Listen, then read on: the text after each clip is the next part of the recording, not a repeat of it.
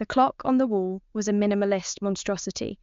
No numbers, just two sleek black hands slicing through the white void of the face. It clicked, a dry, tongue-against-palate sound that seemed to echo louder in the silence of our apartment. 7:30. The risotto I'd started at 6 was now a congealed, sticky mass in the pot. The scent of truffled oil and shallots, once promising and rich, had turned stale, hanging in the air like a desperate perfume. I used to plate it anyway. I used to set the table with the linen napkins, light the taper candles that smelled of sandalwood, and wait. I would sit on the velvet couch, knees pulled to my chest, checking my phone every 4 minutes, crafting casual texts in my head that I would delete before sending. Hey, almost home? Or dinner's ready when you are. But tonight, the silence felt different. It wasn't heavy, it was hollow. I stood up, the movement stiff, my joints popping. I walked to the stove, looked at the greyish lump of rice, and scraped it directly into the trash. The thwack of the spoon against the bin was the most decisive sound I'd made in 2 years. I didn't text her. I didn't leave a plate covered in foil in the fridge with a sticky note drawn with a heart. I grabbed a bag of chips from the pantry, a jar of salsa, and went into the spare room. My office that had slowly become a storage unit for Serafina's overflow of art books and auction catalogues. I cleared a space on the desk, opened my laptop, and started looking at landscape drafts for the City Park project.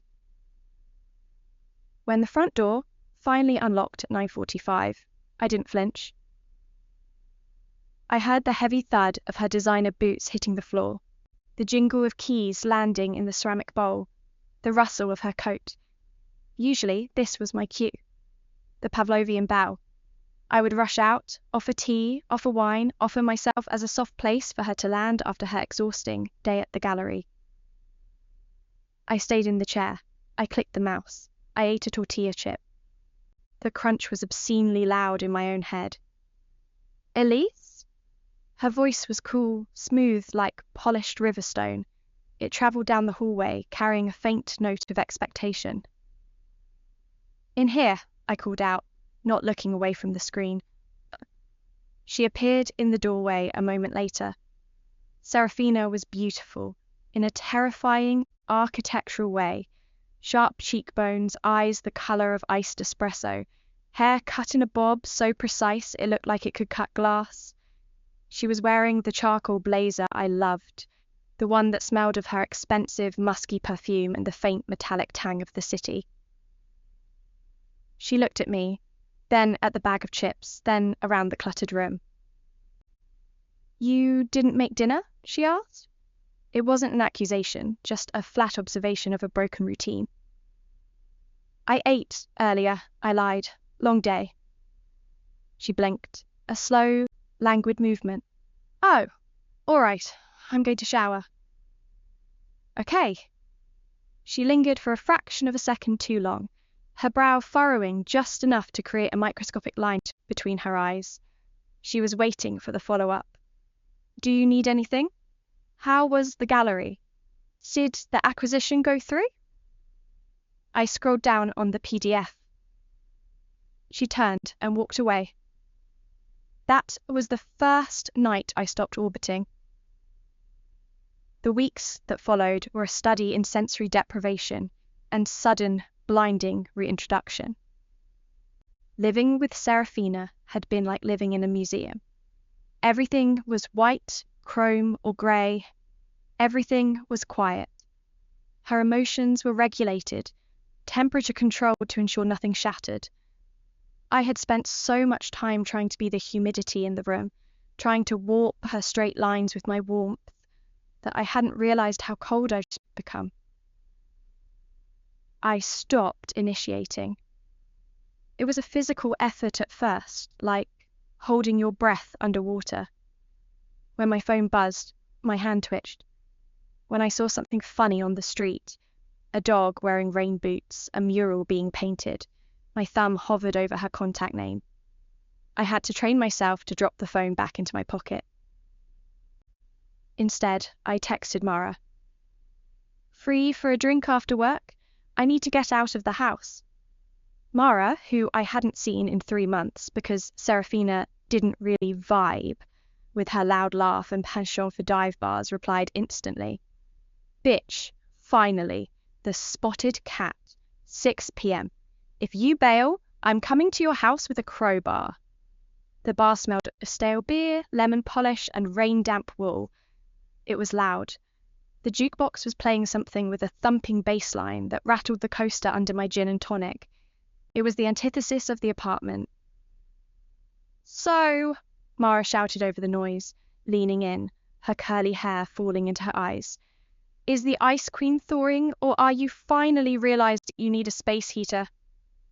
She's busy, I said, the automatic defense slipping out. Then I stopped. I took a sip of the drink. The lime was tart, sharp on my tongue. Actually, I don't know. I stopped asking. Mara raised an eyebrow, a slow, impressed arch. You stopped asking?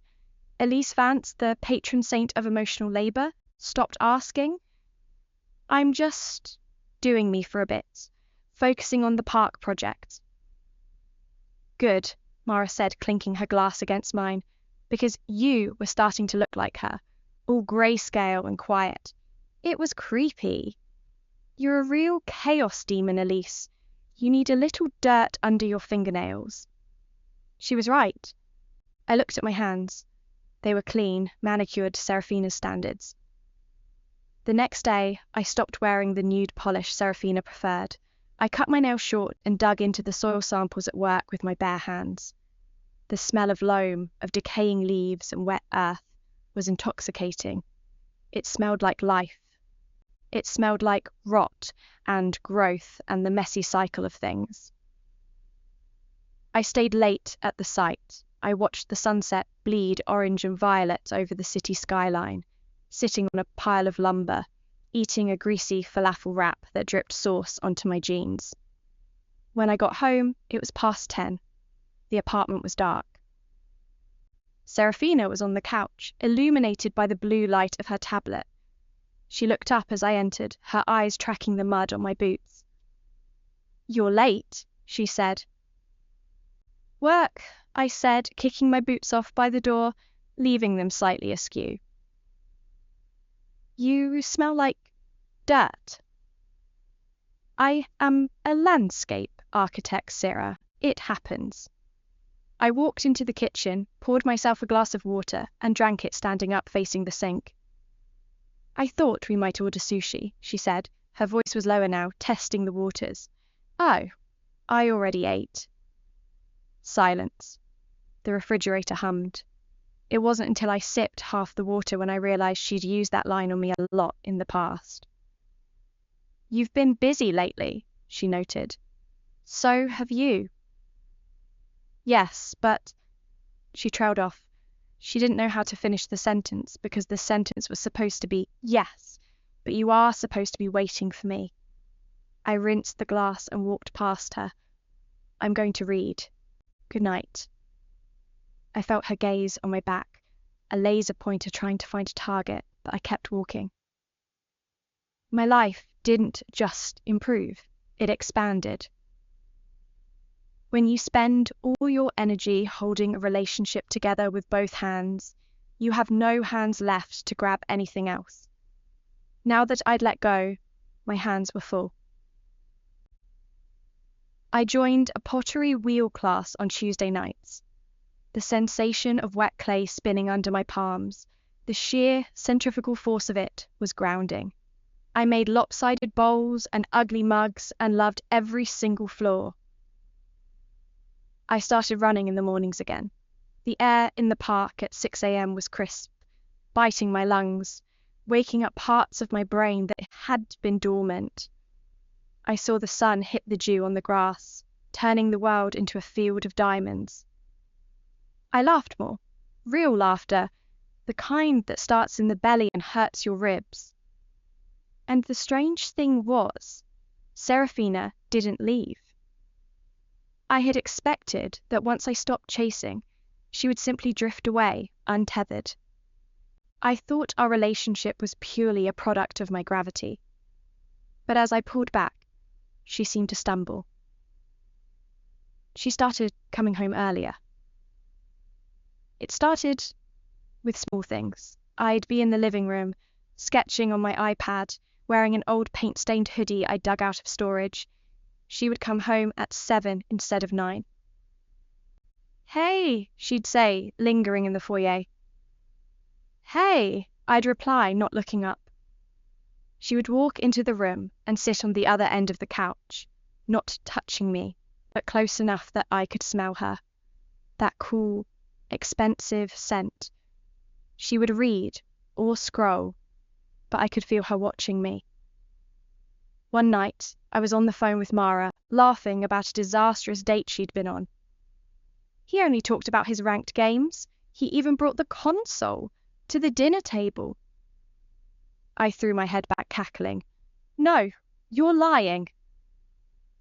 I wish I was. He even started playing it, right in front of the waiter. I was mortified. I was wiping tears from my eyes when I looked up and saw Serafina standing in the kitchen doorway. She was holding a glass of wine, her knuckles white against the stem. She looked distinct, not the blurry, busy figure rushing out the door, but sharp and present and unhappy. I said goodbye to Mara and hung up. "Sounds like you're having fun," Serafina said. The temperature in the room seemed to drop 5 degrees. Mara has a terrible dating life. It's a tragedy, really. You haven't mentioned Mara in months. You said you don't like her. That doesn't mean I don't want to hear about your life, Elise. I looked at her. Really looked at her. She was wearing a silk slip dress, the fabric clinging to her frame like water. She looked lonely, a statue in an empty gallery. "I didn't think you had the bandwidth," I said simply. "You're always so busy."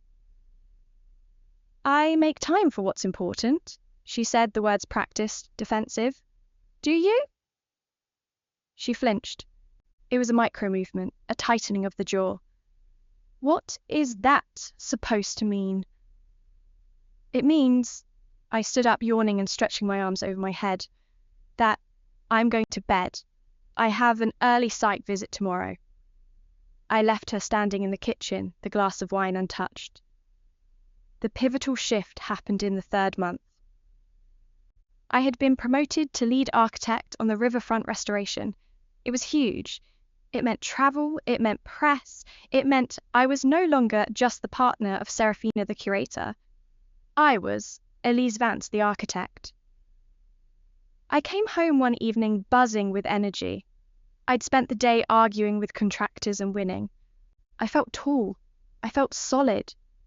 Serafina was in the living room. She had set the table. Actual plates, candles.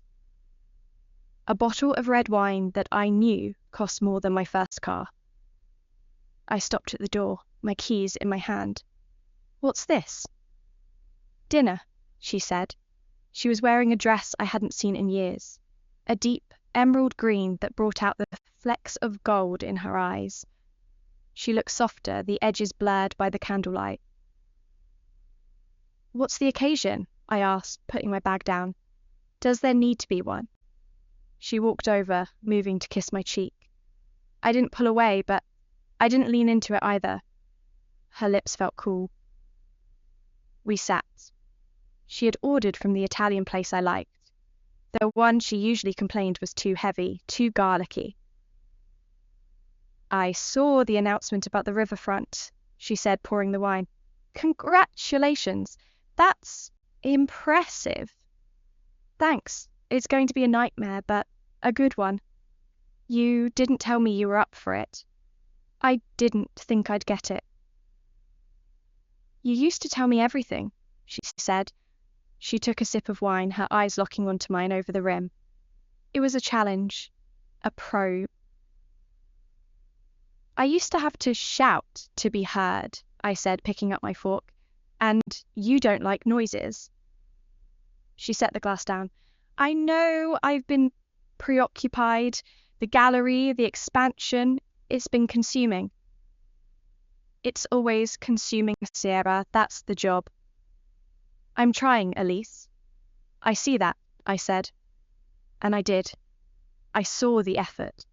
I saw the table, the dress, the wine. But the problem with starving someone is that when you finally offer them a banquet, their stomach has shrunk. They can't digest it. I took a bite of the pasta. It was delicious, but it tasted like guilt. I missed you, she said. The words were quiet, almost strangled. I looked at her. 3 months ago, those words would have made me weep. They would have sent me scrambling across the table to hold her hand, to reassure her, to promise I'd never leave. Now, I just felt a dull ache, like a bruise that was healing, yellow and green. I'm right here, I said. Are you? She reached out and touched my hand. Her fingers were cold. You feel far away. You're different. I'm happier, I said. The truth of it surprised me. I'm actually happy, Syrah. She recoiled as if I'd slapped her. And you weren't before? No, I wasn't. I was lonely, and now I'm not, even when I'm alone. She withdrew her hand. The dinner continued in a brittle silence, the clink of silverware sounding like sword strikes. The gala was 2 weeks later. It was the annual fundraiser for the Museum of Modern Art, Serafina's Super Bowl. Usually, I was the accessory. I would wear something understated, hold her clutch, smile at donors, and laugh at jokes I didn't understand. I was the orbital satellite reflecting her light. This time, I bought a suit. It was a deep, midnight blue velvet tailored to within an inch of its life. I wore no shirt underneath, just the jacket buttoned low and a delicate gold chain. I slicked my hair back. I put on a dark, berry-coloured lip stain. When I walked out of the bedroom, Serafina stopped dead. She was fixing an earring in the mirror, wearing a stunning silver gown that made her look like a poured column of mercury. She turned, her mouth slightly open. You look incredible. Thanks, I said, checking my reflection. I looked powerful. I looked like someone who built things that lasted. I've never seen that suit. I bought it yesterday. It's bold, she said, a hint of criticism masked as a compliment. For you. I felt like being bold. The event was a swarm of bodies, perfume, and champagne. Usually, I would cling to Serafina's elbow, but the moment we entered, I saw the city councilman who had signed off on my park project. I'm going to go say hi to Councilman Wright, I said, detaching myself from her side. Elise, stay with me. The board members are here. I'll find you later. I walked away. I could feel her eyes burning a hole between my shoulder blades. The night was a blur of conversations. I wasn't just Elise, the girlfriend. I was Elise Vance. People wanted to talk to me. They wanted to know about the riverfront. I laughed. I drank champagne. I flirted with the boundaries of professional charm. I saw Serafina across the room several times. She was holding court, as always, but her eyes kept darting to me. She looked unsettled. Every time she saw me laughing with someone else, especially when I was talking to a tall, striking woman from the sculpture department, her expression tightened. Toward the end of the night, she cornered me near the bar. We're leaving, she said. Her voice was tight, a wire pulled to the breaking point. I'm having a conversation, Sarah. Now. She turned and walked toward the exit. I finished my drink, said a leisurely goodbye to the sculptor, and followed her. The car ride home was silent. The air was thick with static. She stared out the window, her reflection in the glass looking ghostly and distorted. When we got into the apartment, she didn't take off her coat. She stood in the middle of the living room, the lights of the city casting long shadows across the floor. Who was she? Serafina asked. Who? The woman, the sculptor. You seemed very familiar. I laughed. A dry, humourless sound. We were talking about limestone, Serafina. Not everything is about you, and not everything is a threat. You ignored me all night. I was working the room, just like you do. It's not the same. Her voice cracked. She spun around to face me. You left me standing there. You barely looked at me. You were glowing, Elise. You were glowing for everyone else but me. I was just being myself.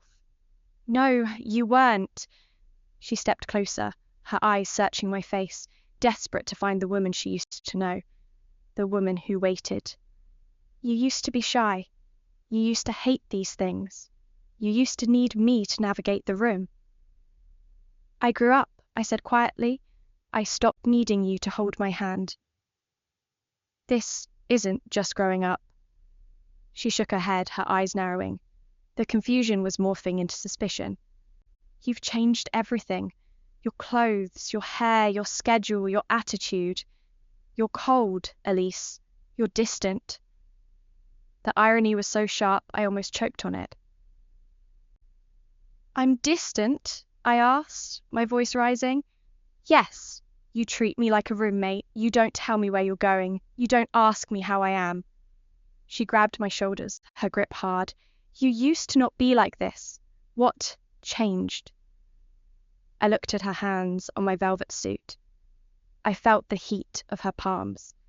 For years I would have killed for this intensity, this focus. But now it felt suffocating. It felt like ownership, not love. She stared at me, her mind working furiously, trying to solve the puzzle of my autonomy. In her world, things didn't just change on their own. Restorations required a hand. Canvases didn't paint themselves. When someone questions the status quo of the relationship, I muse to myself, the other one asks, who taught them that? What changed? Of course, she would ask me that. They look for anything other than inside themselves. And I didn't feel the need of doing that for her. The lease renewal was coming up soon, and my name wasn't on it. She pulled back slightly, her eyes wide. Is there someone else? Is that it? Did someone teach you to be this selfish? I looked at her. I saw the fear behind the arrogance. She wasn't afraid of losing me because she loved me. She was afraid of losing me because she needed the reflection I provided. She needed the warm body to come home to, the guarantee of adoration. She couldn't conceive that I could find my own warmth. She thought I was a moon that could only shine if she, the sun, cast light upon it. She thought someone else must have stolen my orbit. I stepped back, breaking her hold on me. I smoothed the lapels of my suit. I looked around the apartment, the white walls, the sleek clock, the empty spaces I had tried so hard to fill. I looked her dead in the eye. I'm tired, I said. The words hung in the air, heavy and final. What? She breathed. I'm tired, Serafina. I didn't meet someone else. No one taught me how to have a spine. I just got tired. Tired of what? Of chasing you, of waiting for you, of being the only one trying to keep a fire burning in a vacuum. I felt a sudden wave of exhaustion, but it was a clean exhaustion. I stopped running, and I realized I liked standing still. I liked my own company better than your absence. You know, I printed out our chat logs the other night. Never seen so many blue bubbles in my life. It was crushing. But I realized it wasn't even worth talking to you about it. I can change, she said quickly. The panic was setting in. I can be home more. The dinner. We can do more of that. It's not about time, Sarah. It's about the fact that you only noticed me when I stopped looking at you. She stood there, stunning and shattered in her silver dress. The woman who restored masterpieces, realizing she had let the only living thing in her house wither until it had to root itself elsewhere to survive. So, that's it, she asked, her voice small. You're just done? I walked to the bedroom and grabbed the bag I had packed that morning. I had known, subconsciously, that tonight was the end. The suit was armor. The bag was the exit strategy. I walked back to the living room. I'm not doing this to hurt you, I said, but I can't be your background noise anymore. Elise. She took a step forward, reaching out. I opened the door. The hallway air smelled of floor wax and rain. Who taught me that? I repeated her question again, looking back at her one last time. You did. You taught me how to be alone. I just finally got good at it. I closed the door. The sound of the latch clicking into place was quieter than the clock, but it was the loudest sound I had ever made in that apartment. I walked down the hallway, my boots echoing on the floor, and for the first time in years, I didn't look back to see if she was watching. I walked out into the cool night air, took a deep breath of the city, diesel, rain, and wet earth, and I felt warm.